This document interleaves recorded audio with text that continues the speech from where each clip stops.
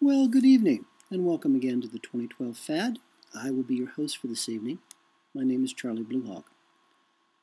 Last night we talked about real democracy, the ballot, and how the only real and honest and true way to restore the republic, and the USA is really a republic. It's not a democracy. A republic is a representative government. We vote for one person to represent us, and that person speaks with us with one voice.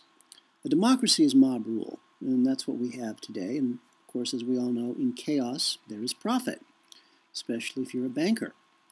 So the only real way to restore the republic is to go back to paper ballots, hand-counted by local volunteers, with witnesses, and to have the choice, the option on the paper ballot itself of none of the above, which would then require a new election, a new vote, with all different candidates.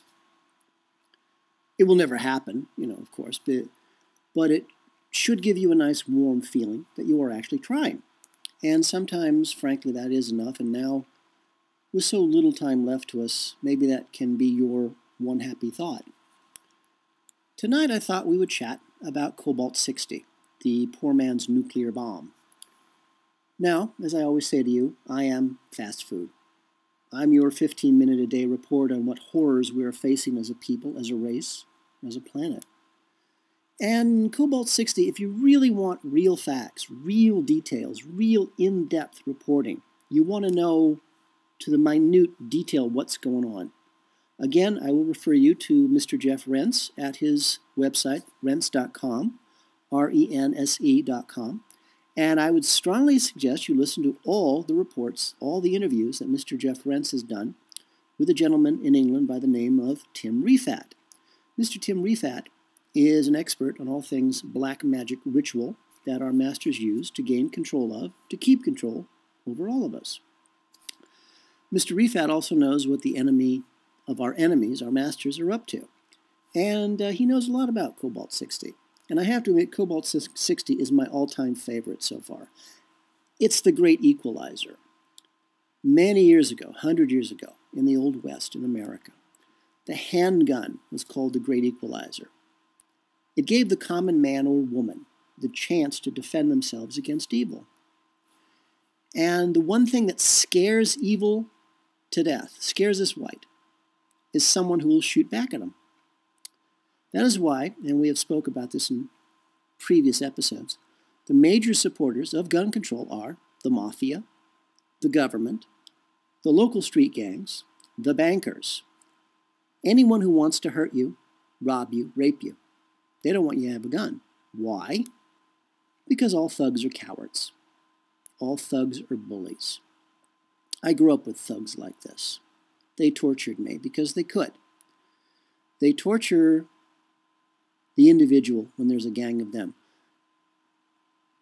They go after the weak, the helpless, the hopeless, the defenseless, and only if they're all alone. And there are 20 of them, and there's one of you. They're cowards, they're bullies. Trust me on this one.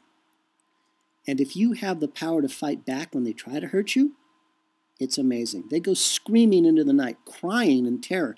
They literally wet themselves in fear. And I've actually heard them screaming, "That's not fair. How dare you defend yourself?" It's incredible. The bullies, the thugs, the government, the bankers, they want you to be powerless, helpless, and terrified so they can hurt you. As I say, I grew up with low-level street thugs who served the CIA, U.S. Army Air Corps Intelligence, the OSS. The OSS is what the CIA used to be called. And I forget which of the Dulles brothers it was who turned the OSS into the CIA. And he used as a model for the CIA the Jesuit order of the Catholic Church, which shows you how far back evil truly goes. And these guys loved the power they had over innocent people, these street thugs I grew up with. They loved the fact that they were connected with powerful people. In one case, two of these simple-minded child-raping thugs, they loved to emulate their masters, were on a first-name basis with President Dwight David Eisenhower. And they had control of key airports in Southern California, where that were used And these were in the middle of nowhere, 14,000-foot runways and nobody for like hundreds of miles. And planes would fly in filled with spies, drugs, whatever was illegal. And it was these two low-level Homer Simpson-like characters who got away with rape and theft and extortion. Anything they wanted, because they were connected. And they loved that power. They were big fish in like tiny little puddles, not even ponds. Now imagine what would have happened, for example, to these two power-mad, low-level street thugs if everybody in the little town that they had control of, where the airport was, if everybody in town was armed. What if all their intended victims carried a pistol? And what if, when threatened by these two nobodies with powerful friends, their intended victims pulled out their guns and started shooting at them? The thugs would be powerless. The thugs would do what all thugs do when their victims fight back. They would run away, screaming, wetting themselves in fear. I've seen it. It's incredible. So what, you ask? Well, so everything. Cobalt 60 is the poor man's, or in this case, the poor country's weapon of choice, the great equalizer. Because right after the superpowers, the US, Great Britain, Israel, actually the axis of evil, should they ever fire missiles at one of these poor countries that don't have missiles of their own, and those missiles have nuclear weapons on them, that's where Cobalt 60 comes in. What is Cobalt 60? Well, you've heard of irradiated food. You're probably eating it, especially if you shop at any large, big chain grocery store. Irradiated food is food that is exposed to radiation. So what does that, what does that do? What it does is it kills everything in the food that might make it spoil. Here in Europe, for example, you can buy irradiated milk. And that is stored in or packed in a cardboard carton, and it lasts for months. How is that possible? At room temperature. Because it's been exposed to radiation. Of course, after being exposed to radiation, milk or food has no nutritional value at all. And I'm guessing, just like with your microwave oven, being exposed to radiation changes the food and basically reduces it from food into various poisons that your body cannot digest, and will cause you to become ill. And in way too many cases, will cause you to hallucinate, will damage your brain. My soulmate here in Europe, the one who wants me dead, it's very clear that she's been affected by microwave radiation and by eating irradiated foods. Completely irrational behavior. The fact that she wants me dead, that she hates me, I think that's probably the only rational thought she's ever had. And plus it proves she has really good taste. So again, so what? What's the point? What does irradiated food have to do with Cobalt 60? Well, the radioactive material used to irradiate your food is Cobalt 60. And the facilities that irradiate your food are everywhere. And you probably don't even know where these plants are. But should someone steal some Cobalt 60, and many countries have already purchased Cobalt 60 from North Korea, a country sworn to destroy the United States, more on that later, you can process this stuff in your kitchen, turn it into a powder, and then spread that powder throughout the cities of your enemies' countries. How? Well, let's say you're an agent for your country and you're stationed in a western city somewhere. You wait until you read in the local newspapers or you hear on the radio that your country has been attacked with nuclear-tipped missiles. Your job? You go into the highest building in that foreign city where you're living and you empty your pockets into the sky.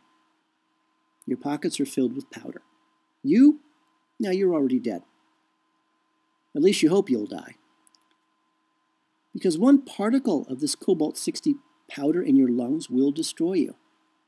Now, it will not kill you immediately, but you will lose your mind. It's guaranteed instant insanity, instant madness. Watch any of your favorite zombie movies, and you will see your own future.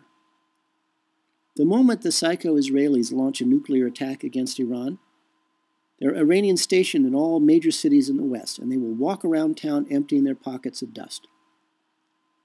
The fact that Israel controls the United States and Great Britain should be of some small concern of yours, since our masters do indeed want to stage the Christian Bible event of Armageddon in the Middle East. As you know, we've talked about this numerous times. They want to call their God back to earth. Their God happens to be Satan. Whether you believe it or not, they do. They want to put him on the throne of earth. And then, when you just think they can't get any more nuttier, after they put their god Satan on the throne of earth, they intend to rise up, throw him down, take his place, and make themselves gods. There is no way we can communicate with these people, with our masters, because this is how they think. These are the dreams they have. So, Cobalt 60, the great equalizer. What can you and I do about any of this? Nothing. All we can do, all you and I can do, is run away and hide. And after living this nightmare for more than 4 decades, I am more than ready to run for the hills myself. Because whether you are preparing for the event, or the mass sacrifice by death by HARP, or the nuclear war, or the Cobalt 60 retaliation, any of which signals the return of their god, their Satan, to earth, it's really no longer a question of if. It's a question of when and which. And you know that we here at the 2012 FAD, we have a plan. And I really, really hope you have a plan too. For all of us here at the 2012fad.com, this is Charlie Bluehawk, wishing you a really good day and reminding you, please, keep a good thought. The 2012 Fad is brought to you by Coffee and Blood, Love Letters Between the Dead, a series of 5 erotica horror novels about a fallen angel fighting his way back to regain his own soul, and how the CIA war against the human race, their black magic, captures and traps him in the body of a mind-controlled slave designed to hunt down and to kill their god, their Satan.